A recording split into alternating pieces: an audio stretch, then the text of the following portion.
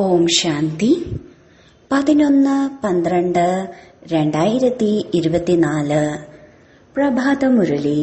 മധുരമായ കുട്ടികളെ, ബാബയുടെ സഹയോഗിയായി മാറി ഈ ഇരുമ്പ് യുഗമാകുന്ന പർവ്വതത്തെ സ്വർണിമ യുഗമാക്കി മാറ്റണം. പുരുഷാർത്ഥം ചെയ്ത് പുതിയ ലോകത്തേക്ക് വേണ്ടി ഫസ്റ്റ് ക്ലാസ് സീറ്റ് റിസർവ് ചെയ്യണം. ചോദ്യം: ബാബയുടെ കടമ എന്താണ്? ഏതൊരു കടമ പൂർത്തീകരിക്കുന്നതിന് വേണ്ടിയാണ് ബാബയ്ക്ക് വരേണ്ടി വരുന്നത്? ഉത്തരം: അസുഖമുള്ളവരും ദുഃഖികളുമായ കുട്ടികളെ സുഖികളാക്കി മാറ്റുക, മായയുടെ കുരുക്കിൽ നിന്നും മുക്തമാക്കി അളവറ്റ സുഖം നൽകുക. ഇതാണ് ബാബയുടെ കടമ. ഇത് സംഗമയുഗത്തിൽ മാത്രമേ ബാബയ്ക്ക് പൂർത്തീകരിക്കാൻ സാധിക്കൂ. ബാബ പറയുന്നു, ഞാൻ വന്നിരിക്കുന്നത് തന്നെ നിങ്ങളുടെ ദുഃഖം ഇല്ലാതാക്കാനാണ്, എല്ലാവരിലും കൃപ ചൊരിയാനാണ്. ഇപ്പോൾ പുരുഷാർത്ഥം ചെയ്ത് 21 ജന്മത്തേക്ക് വേണ്ടി തന്റെ ഭാഗ്യം ഉയർന്നതാക്കി മാറ്റൂ. ഗീതം ഭോലാനാഥനിൽ നിന്നും വേറിട്ടതായി. ഓം ശാന്തി. ഭോലാനാഥനായ ശിവഭഗവാനു വാച. ബ്രഹ്മമുഖ കമലത്തിലൂടെ ബാബ പറയുന്നു, ഇത് വിവിധ ധർമ്മങ്ങളുടെ മനുഷ്യ സൃഷ്ടിയാകുന്ന വൃക്ഷമാണ്. ഈ കൽപ്പവൃക്ഷത്തിന്റെ സൃഷ്ടിയുടെ ആദി മധ്യ അന്ത്യത്തിന്റെ രഹസ്യമാണ് കുട്ടികൾക്ക് മനസ്സിലാക്കി തരുന്നത്. ഗീതത്തിലും ബാബയുടെ തന്നെ മഹിമയാണ്. ശിവബാബയുടെ ജന്മം ഇവിടെയാണ്. ബാബ പറയുന്നു, ഭാരതത്തിലാണ് ഞാൻ വരുന്നത്.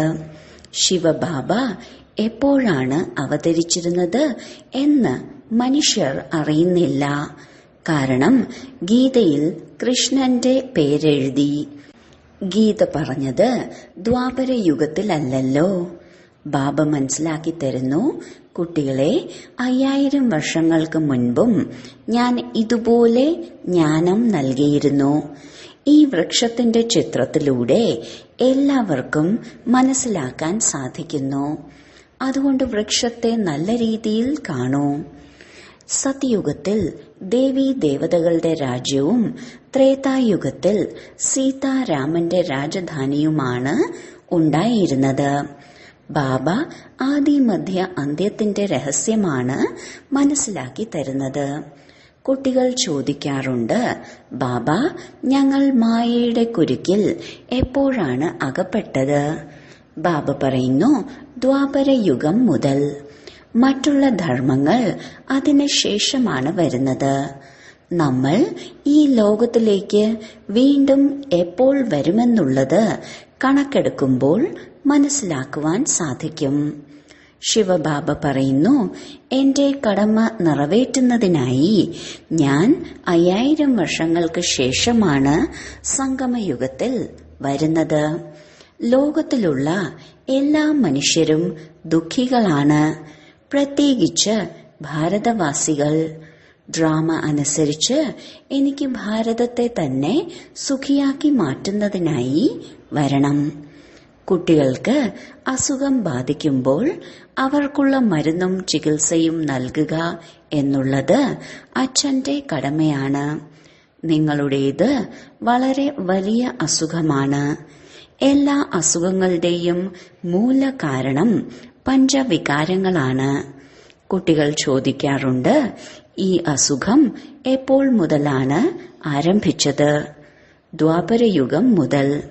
രാവണനെക്കുറിച്ചും കുട്ടികൾ മനസ്സിലാക്കണം. രാവണനെ ആരും തന്നെ കണ്ടിട്ടില്ല. ബുദ്ധി കൊണ്ട് മനസ്സിലാക്കേണ്ടതായ കാര്യങ്ങളാണ്. ബാബയെയും ബുദ്ധി കൊണ്ട് തിരിച്ചറിയണം. ആത്മാവിൽ മനസ്സും ബുദ്ധിയും ഉണ്ട്.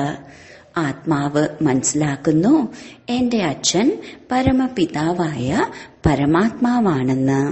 സുഖദുഃഖത്തിലേക്കും ആത്മാവ് വരുന്നുണ്ട്. ശരീരമുണ്ടെങ്കിലാണ് ആത്മാവിന് ദുഃഖത്തിന്റെ അനുഭൂതി ഉണ്ടാകുന്നത്.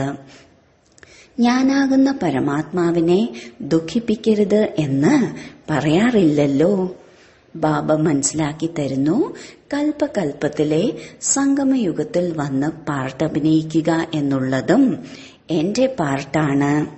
ഏതു കുട്ടികളെയാണോ ഞാൻ സുഖത്തിലേക്ക് പറഞ്ഞയച്ചത് അവർ ഇപ്പോൾ ദുഃഖി ആയിരിക്കുകയാണ്. അതുകൊണ്ടാണ് ഡ്രാമ അനുസരിച്ച് എനിക്ക് വരേണ്ടതായി വരുന്നത്.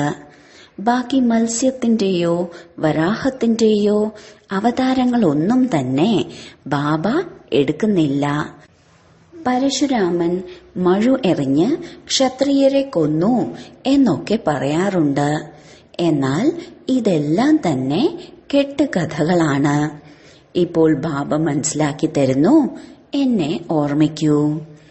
ഇത് ജഗദംബയും ജഗത് പിതാവും ആണ്.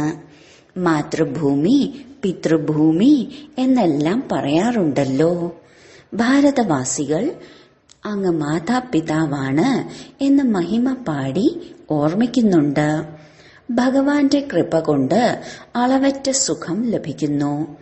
പിന്നീട് ആര് എത്രത്തോളം പുരുഷാർത്ഥം ചെയ്യുന്നുവോ അതനുസരിച്ച് ലഭിക്കുന്നു. ചിലർ സിനിമ കാണുന്നതിനായി ഫസ്റ്റ് ക്ലാസ്സിൽ റിസർവേഷൻ ചെയ്യാറുണ്ടല്ലോ. ബാബയും അത് തന്നെയാണ് പറയുന്നത്. സൂര്യവംശിയിലോ ചന്ദ്രവംശിയിലോ സീറ്റ് റിസർവ് ചെയ്യൂ. ആര് എത്രത്തോളം പുരുഷാർത്ഥം ചെയ്യുന്നുവോ അതനുസരിച്ച് ഉയർന്ന പദവിയും ലഭിക്കുന്നു. ഇപ്പോൾ എല്ലാ അസുഖങ്ങളിൽ നിന്നും നിങ്ങളെ മുക്തമാക്കുന്നതിനായാണ് ബാബ വന്നിരിക്കുന്നത്. രാവണൻ എല്ലാവർക്കും ധാരാളം ദുഃഖം നൽകി. ഒരു മനുഷ്യനും നമുക്ക് ഗതി സദ്ഗതി നൽകുവാൻ സാധിക്കില്ല. ഇത് കലിയുഗത്തിന്റെ അന്ത്യമാണ്. ഗുരുക്കന്മാരും ശരീരം ഉപേക്ഷിച്ചു കഴിഞ്ഞാൽ പിന്നീട് ഇവിടെ തന്നെ പുനർജന്മമെടുക്കുന്നു. പിന്നീട് അവർക്ക് എങ്ങനെ മറ്റുള്ളവരുടെ സദ്ഗതി ചെയ്യാനാവും? ലോകത്തിലുള്ള അനേകം ഗുരുക്കന്മാർ ഒരുമിച്ച് ചേരുകയാണെങ്കിൽ ഈ പതീത ലോകത്തെ പാവനമാക്കുവാൻ സാധിക്കുമോ? ഗോവർദ്ധന പർവ്വതത്തെക്കുറിച്ച് കേട്ടിട്ടുണ്ടല്ലോ. ഈ മാതാക്കളാണ് കലിയുഗി പർവ്വതത്തെ സത്യയുഗിയാക്കി മാറ്റുന്നത്. ഗോവർദ്ധനത്തെ പിന്നീട് പൂജിക്കുന്നുമുണ്ട്. എന്നാൽ ഇതാണ് തത്വപൂജ. സന്യാസിമാരും ബ്രഹ്മം അഥവാ തത്വത്തെ ഓർമ്മിക്കുന്നു. തത്വത്തെ പരമാത്മാവെന്നും അഥവാ ബ്രഹ്മം ഭഗവാനാണെന്നും ചിന്തിക്കുന്നു. ബാബ പറയുന്നു, ഇതെല്ലാം തന്നെ അവരുടെ ഭ്രമമാണ്. ബ്രഹ്മാണ്ടത്തിൽ ആത്മാക്കൾ അണ്ഡാകൃതിയിലാണ് വസിക്കുന്നത്. നിരാകാരി വൃക്ഷത്തെയും കാണിക്കുന്നുണ്ട്. ഓരോരുത്തർക്കും അവരവരുടേതായ സെക്ഷനുണ്ട്. ഭാരതത്തിലെ സൂര്യവംശി ചന്ദ്രവംശി രാജധാനിയാണ് ഈ വൃക്ഷത്തിന്റെ അടിത്തറ. പിന്നീട് അഭിവൃദ്ധി പ്രാപിക്കുന്നു. മുഖ്യമായും 4 ധർമ്മങ്ങളാണ് ഉള്ളത്. അപ്പോൾ ഏതെല്ലാം ധർമ്മങ്ങൾ എപ്പോഴെല്ലാമാണ് വരുന്നതെന്ന് നിങ്ങൾ കണക്കുകൂട്ടി നോക്കൂ. ഗുരു നാനാക്ക് 500 വർഷങ്ങൾക്ക് മുൻപാണ് വന്നത്. സിഖ് ധർമ്മത്തിലുള്ളവർക്ക് ഒരിക്കലും 84 ജന്മങ്ങൾ എടുക്കുവാൻ സാധിക്കില്ല. ബാബ പറയുന്നു, 84 ജന്മങ്ങൾ എടുക്കുന്നത് കേവലം നിങ്ങൾ ഓൾറൗണ്ടർ ബ്രാഹ്മണരാണ്. ബാബ മനസ്സിലാക്കി തന്നിട്ടുണ്ട്, നിങ്ങൾ ഓൾറൗണ്ട് പാർട്ട്ധാരികളാണ്. നിങ്ങളാണ് ബ്രാഹ്മണർ, ദേവത, ക്ഷത്രിയർ, വൈശ്യർ, ശൂദ്രർ എല്ലാ വർണ്ണത്തിലേക്കും വരുന്നത്. ആരാണോ ആദ്യമാദ്യം ദേവീ ദേവതകളായി തീരുന്നത് അവരാണ് മുഴുവൻ ചക്രത്തിലേക്ക് വരുന്നത്. ബാബ പറയുന്നു, നിങ്ങൾ ധാരാളം വേദശാസ്ത്രങ്ങൾ കേട്ടുവന്നു. ഇപ്പോൾ ഇതുകൂടി കേൾക്കൂ. എന്നിട്ട് തീരുമാനിക്കൂ, ശാസ്ത്രത്തിൽ പറയുന്നതാണോ ശരി, ഗുരുക്കന്മാർ പറയുന്നതാണോ ശരി, അതോ എന്താണോ ബാബ കേൾപ്പിക്കുന്നത് അതാണോ ശരി? ബാബയെയാണ് സത്യം എന്ന് പറയുന്നത്. ബാബ പറയുന്ന സത്യമായ വചനങ്ങളിലൂടെയാണ് സത്യയുഗം സ്ഥാപിക്കപ്പെടുന്നത്. പിന്നീട് ദ്വാപരയുഗം മുതൽക്ക് നിങ്ങൾ അസത്യമായത് കേട്ടു വന്നതിലൂടെയാണ് നരകം ഉണ്ടായത്. ബാബ പറയുന്നു, ഞാൻ നിങ്ങളുടെ അടിമയാണ്. ഭക്തിമാർഗത്തിൽ നിങ്ങൾ പാടി വന്നു, ഞാൻ അടിമയാണ്, ഞാൻ അടിമയാണ്. ഇപ്പോൾ ഞാൻ കുട്ടികളുടെ സേവനം ചെയ്യാനായി വന്നിരിക്കുകയാണ്. ബാബയുടെ മഹിമയാണ് നിരാകാരി, നിർവികാരി, നിരഹങ്കാരി. ബാബ പറയുന്നു, നിങ്ങൾ കുട്ടികളെ സദാ സുഖികളാക്കി മാറ്റുക എന്നത് എന്റെ കടമയാണ്. ഗീതത്തിലും പറയുന്നുണ്ട് തടസ്സങ്ങളെ ഇല്ലാതാക്കണമെന്ന്. ബാക്കി ഇതിനു വേണ്ടി ഉടുക്ക് കൊട്ടേണ്ടതായ ആവശ്യമൊന്നുമില്ല. ഇവിടെ ആദി മധ്യ അന്ത്യത്തിന്റെ മുഴുവൻ വാർത്തകളുമാണ് കേൾപ്പിച്ചു തരുന്നത്. ബാബ പറയുന്നു, നിങ്ങൾ കുട്ടികളെല്ലാവരും അഭിനേതാക്കളാണ്. ഞാൻ ഈ സമയത്ത് ചെയ്യുന്നവനും ചെയ്യിപ്പിക്കുന്നവനുമാണ്. ഞാൻ ഈ ബ്രഹ്മാവിലൂടെയാണ് സ്ഥാപന നിർവഹിക്കുന്നത്. ബാക്കി ഗീതയിൽ കേൾപ്പിക്കുന്നത് പോലെ ഒന്നുമല്ല. ഇപ്പോഴത്തേതാണ് പ്രാക്ടിക്കലായ കാര്യങ്ങൾ. കുട്ടികൾക്ക് ഇപ്പോഴാണ് ബാബ സഹജമായ ജ്ഞാനം കേൾപ്പിക്കുന്നത്, രാജയോഗം പഠിപ്പിക്കുന്നത്. യോഗം പഠിപ്പിക്കുവാനും സഞ്ചി നിറയ്ക്കുവാനും അസുഖം ഇല്ലാതാക്കാനും ഗീതത്തിന്റെയും പൂർണമായ അർത്ഥം മനസ്സിലാക്കണം. യോഗം പഠിപ്പിക്കുക മാത്രമല്ല, പഠിപ്പിക്കാനായി കുട്ടികൾക്ക് പറഞ്ഞു കൊടുക്കുന്നുമുണ്ട്. കുട്ടികൾ യോഗം പഠിച്ച് മറ്റുള്ളവർക്ക് പറഞ്ഞു കൊടുക്കുന്നുമുണ്ട്. പറയുന്നു, യോഗത്തിലൂടെ നമ്മുടെ ജ്യോതിയെ പ്രകാശിപ്പിക്കുന്നവനെ. ഇങ്ങനെയുള്ള ഗീതങ്ങൾ വീട്ടിലിരുന്നു കൊണ്ട് കേൾക്കുകയാണെങ്കിൽ മുഴുവൻ ദിവസവും ജ്ഞാനം ബുദ്ധിയിൽ കറങ്ങിക്കൊണ്ടിരിക്കുന്നു. ബാബയുടെ സ്മൃതിയിലൂടെ സമ്പത്തിന്റെ ലഹരിയും ഉണ്ടാകുന്നു. കേവലം പരമാത്മാ അല്ലെങ്കിൽ ഭഗവാൻ എന്ന് പറയുന്നതിലൂടെ മുഖം മധുരിക്കില്ല. അച്ഛൻ അർത്ഥം സമ്പത്ത്. ഇപ്പോൾ നിങ്ങൾ കുട്ടികൾ ബാബയിൽ നിന്നും ആദിമധ്യ അന്ത്യത്തിന്റെ ജ്ഞാനം കേട്ട് പിന്നീട് മറ്റുള്ളവർക്ക് കേൾപ്പിച്ചു കൊടുക്കുന്നു. ഇതിനെയാണ് ശംഖധ്വനി എന്ന് പറയുന്നത്. നിങ്ങളുടെ കയ്യിൽ പുസ്തകങ്ങളൊന്നുമില്ല. കുട്ടികൾക്ക് ഈ കാര്യങ്ങളെല്ലാം തന്നെ ധാരണ ചെയ്യേണ്ടതായിട്ടുണ്ട്. നിങ്ങൾ സത്യമായ ആത്മീയ ബ്രാഹ്മണനാണ്. ആത്മീയ അച്ഛന്റെ ആത്മീയ കുട്ടികൾ. സത്യമായ ഗീതയിലൂടെയാണ് ഭാരതം സ്വർഗമായി തീരുന്നത്. മറ്റുള്ളവർ കേവലം കഥകൾ ഉണ്ടാക്കിയിരിക്കുകയാണ്. നിങ്ങൾ പാർവതിമാർക്കാണ് ബാബ അമരകഥ കേൾപ്പിക്കുന്നത്. നിങ്ങളെല്ലാവരും ദ്രൗപദിമാരുമാണ്. സത്യയുഗത്തിൽ വികാരങ്ങൾ ഉണ്ടാകില്ല. അപ്പോൾ അവിടെ കുട്ടികൾ എങ്ങനെ ജന്മമെടുക്കുമെന്നുള്ളത് മറ്റുള്ളവർ ചോദിക്കും. ദേവതകൾ നിർവികാരികളാണ്. അവിടെ വികാരത്തിന്റെ കാര്യങ്ങൾ എങ്ങനെ ഉണ്ടാകും? യോഗബലത്തിലൂടെ കുട്ടികൾ എങ്ങനെ ഉണ്ടാകുമെന്നുള്ളത് അവർക്കറിയില്ലല്ലോ. അപ്പോൾ നിങ്ങളോട് അവർ തർക്കിക്കുമായിരിക്കും. എന്നാൽ ഇതെല്ലാം തന്നെ ശാസ്ത്രങ്ങളിൽ പോലും എഴുതപ്പെട്ടിട്ടുള്ള കാര്യങ്ങളാണ്. സത്യയുഗം സമ്പൂർണമായ നിർവികാരി ലോകമാണ്. ഇത് വികാരി ലോകമാണ്. ബാബയ്ക്കറിയാം, ഡ്രാമ അനുസരിച്ച് മായ നിങ്ങളെ വീണ്ടും ദുഃഖിയാക്കി മാറ്റുക തന്നെ ചെയ്യും. ഞാൻ കൽപ്പകൽപ്പം എന്റെ കടമ നിറവേറ്റുന്നതിന് വേണ്ടി വരുന്നു. കൽപ്പം മുമ്പുള്ള അതേ നഷ്ടപ്പെട്ട് വീണ്ടുകിട്ടിയ കുട്ടികൾ മാത്രമേ സമ്പത്തെടുക്കുവാനായി വരികയുള്ളൂ എന്ന് ബാബയ്ക്കറിയാം. അവരുടെ അടയാളങ്ങളും കാണപ്പെടുമല്ലോ. ഇത് അതേ മഹാഭാരത യുദ്ധമാണ്. നിങ്ങൾക്ക് വീണ്ടും ദേവീ ദേവത അഥവാ സ്വർഗത്തിന്റെ അധികാരിയായി തീരുന്നതിനായി ഉള്ള പുരുഷാർത്ഥം ചെയ്യണം. ഇതിൽ സ്ഥൂലമായ യുദ്ധത്തിന്റെ കാര്യം തന്നെ വരുന്നില്ല. അസുരന്മാരുടെയും ദേവന്മാരുടെയും യുദ്ധത്തിന്റെ കാര്യം തന്നെയില്ല. സത്യയുഗത്തിൽ മായ ഉണ്ടെങ്കിലല്ലേ യുദ്ധമുണ്ടാകൂ. പകുതി കൽപ്പം യുദ്ധമില്ല, അസുഖങ്ങളില്ല, ദുഃഖമോ അശാന്തിയോ ഇല്ല. അവിടെ സദാ സുഖം മാത്രമേ ഉള്ളൂ. വസന്തൻ തന്നെ വസന്തമാണ്. ആശുപത്രികളൊന്നും ഉണ്ടാകില്ല. സ്കൂളിൽ പഠിക്കേണ്ടതായി തന്നെ വരും. ഇപ്പോൾ നിങ്ങൾ ഓരോരുത്തരും ഇവിടെ നിന്നും സമ്പത്ത് നേടിയാണ് അങ്ങോട്ട് പോകുന്നത്. മനുഷ്യർ പഠിപ്പിലൂടെയാണല്ലോ തന്റെ സ്വന്തം കാലിൽ ജീവിക്കാൻ പഠിക്കുക. ഇതിൽ ഒരു കഥയുമുണ്ട്.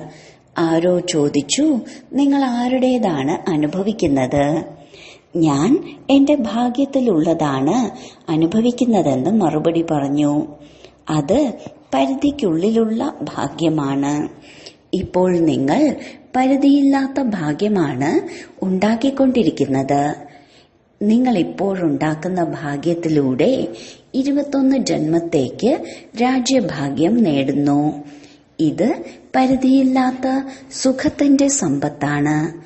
ഭാരതം ആദ്യം എത്ര സുഖിയായിരുന്നു, എന്നാൽ ഇപ്പോൾ അതിന്റെ അവസ്ഥ എന്തായി തീർന്നിരിക്കുന്നു എന്നതിലുള്ള വ്യത്യാസത്തെക്കുറിച്ച് ഇപ്പോൾ നിങ്ങൾ കുട്ടികൾക്ക് മനസ്സിലാക്കാൻ സാധിക്കും.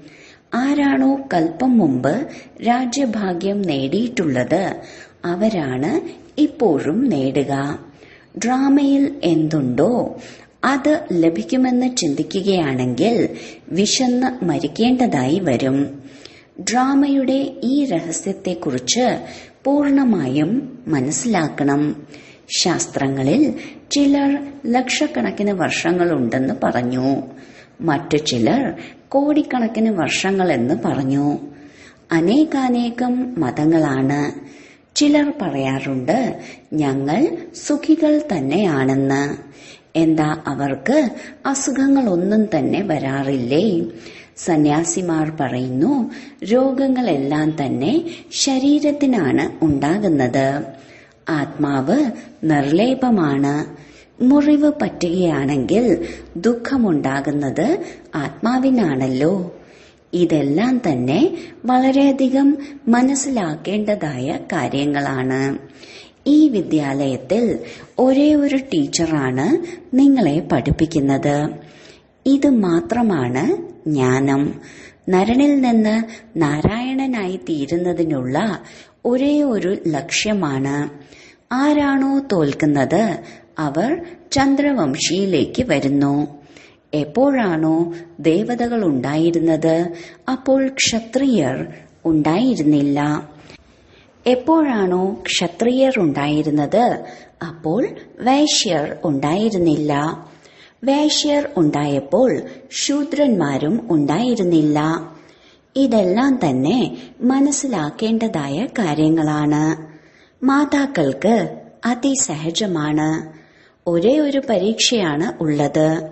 വൈകി വരുന്നവർക്ക് എങ്ങനെ പഠിക്കുവാൻ സാധിക്കുമെന്ന് വിചാരിക്കരുത്. എന്നാൽ ഇപ്പോൾ പ്രത്യക്ഷത്തിൽ നോക്കുകയാണെങ്കിൽ പുതിയവരാണ് വളരെ തീവ്രഗതിയിൽ മുന്നേറിക്കൊണ്ടിരിക്കുന്നത്. ബാക്കി മായാരാവണന് രൂപമൊന്നുമില്ല. ഇവരിൽ കാമത്തിന്റെ ഭൂതമുണ്ടെന്ന് പറയുമെങ്കിലും രാവണന് രൂപമോ ശരീരത്തിന്റെ ആകൃതിയോ ഒന്നും തന്നെയില്ല.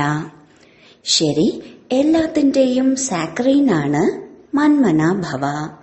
പറയുന്നു എന്നെ ഓർമ്മിക്കുകയാണെങ്കിൽ ഈ യോഗാഗ്നിയിലൂടെ നിങ്ങളുടെ വികർമ്മമെല്ലാം തന്നെ നശിക്കുന്നു.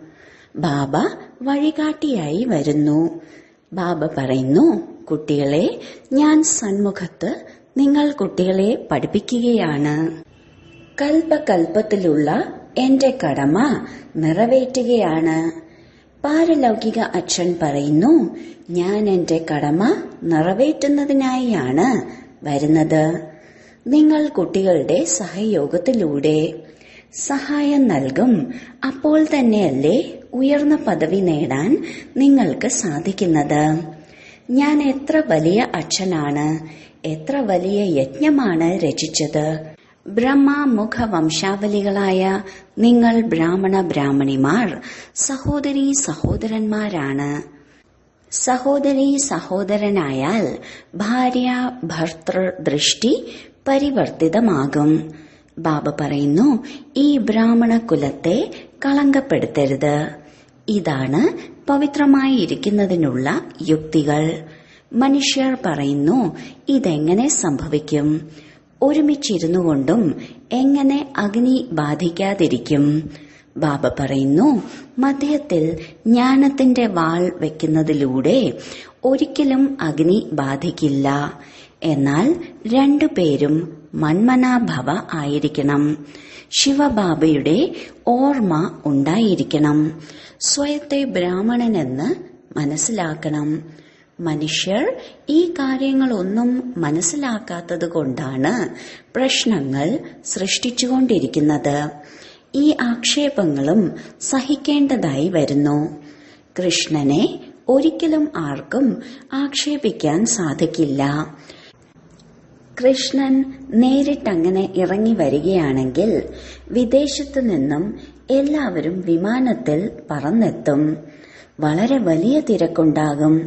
അപ്പോൾ ഭാരതത്തിന്റെ അവസ്ഥ എന്തായി തീരുമെന്ന് അറിയില്ല. ശരി, ഇന്ന് ഭോഗ ദിവസമാണ്.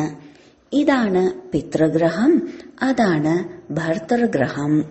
സംഗമത്തിലാണ് കൂടിക്കാഴ്ച. ചിലർ ഇത് മായാജാലമെന്ന് കരുതുന്നു. ഈ സാക്ഷാത്കാരങ്ങളിൽ എന്താണുള്ളത്? ബാബ മനസ്സിലാക്കി തന്നിട്ടുണ്ട്. ഭക്തിമാർഗത്തിൽ എങ്ങനെയാണ് സാക്ഷാത്കാരങ്ങൾ ഉണ്ടാകുന്നത്? ഇതിൽ സംശയം പാടില്ല. ഇതാണ് രീതിയും സമ്പ്രദായവും. ശിവബാബയുടെ ഭണ്ഡാരമാണെങ്കിൽ തീർച്ചയായും ബാബയെ ഓർമ്മിച്ച് ഭോഗ് വയ്ക്കുക തന്നെ വേണം. യോഗത്തിലിരിക്കുന്നത് നല്ലത് തന്നെയാണ്. ബാബയുടെ ഓർമ്മ ഉണ്ടായിരിക്കും. ശരി, വളരെ കാലത്തെ വേർപാടിനു ശേഷം തിരിച്ചു കിട്ടിയ മധുരമധുരമായ കുട്ടികൾക്ക് മാതാവും പിതാവുമായ ബാബ്ദാദയുടെ സ്നേഹസ്മരണയും സുപ്രഭാതവും. ആത്മീയ അച്ഛന്റെ ആത്മീയ കുട്ടികൾക്ക് നമസ്കാരം. ധാരണയ്ക്കുള്ള മുഖ്യസാരം: 1. സ്വയത്തെ ബ്രഹ്മമുഖ വംശാവലിയെന്ന് മനസ്സിലാക്കി പക്കാ ബ്രാഹ്മണനായി തീരണം. ഒരിക്കലും തന്റെ ഈ ബ്രാഹ്മണ കുലത്തെ കളങ്കപ്പെടുത്തരുത്. 2. ബാബയ്ക്ക് സമാനം നിരാകാരി, നിർവികാരി, നിരഹങ്കാരിയായി മാറി തന്റെ കടമകൾ നിറവേറ്റണം. ആത്മീയ സേവനത്തിൽ തൽപരരായി ഇരിക്കണം. വരദാനം: സ്നേഹത്തിന്റെ ശക്തിയിലൂടെ മായയുടെ ശക്തിയെ സമാപ്തമാക്കുന്ന സമ്പൂർണ്ണ ജ്ഞാനിയായി ഭവിക്കട്ടെ. സ്നേഹത്തിൽ അലിഞ്ഞു ചേരുന്നത് തന്നെയാണ് സമ്പൂർണ്ണ ജ്ഞാനം. സ്നേഹം ബ്രാഹ്മണ ജന്മത്തിന്റെ വരദാനമാണ്. സംഗമയുഗത്തിൽ സ്നേഹസാഗരൻ സ്നേഹത്തിന്റെ രത്നങ്ങളും മുത്തുകളും തളിക നിറച്ച് തന്നുകൊണ്ടിരിക്കുന്നുണ്ട്. അതിനാൽ താങ്കൾ സ്നേഹസമ്പന്നരായി മാറൂ. സ്നേഹത്തിന്റെ ശക്തിയിലൂടെ പരിതസ്ഥിതിയാകുന്ന പർവ്വതത്തെ പരിവർത്തനം ചെയ്യുമ്പോൾ അവ വെള്ളത്തെപ്പോലെ ഭാരരഹിതമായി മാറും. മായയുടെ എത്ര വലിയ ഭയാനകവും റോയലുമായ രൂപങ്ങളെ നേരിടേണ്ടി വരുമ്പോഴും സെക്കൻഡിൽ സ്നേഹത്തിന്റെ സാഗരത്തിൽ അലിഞ്ഞു ചേരൂ.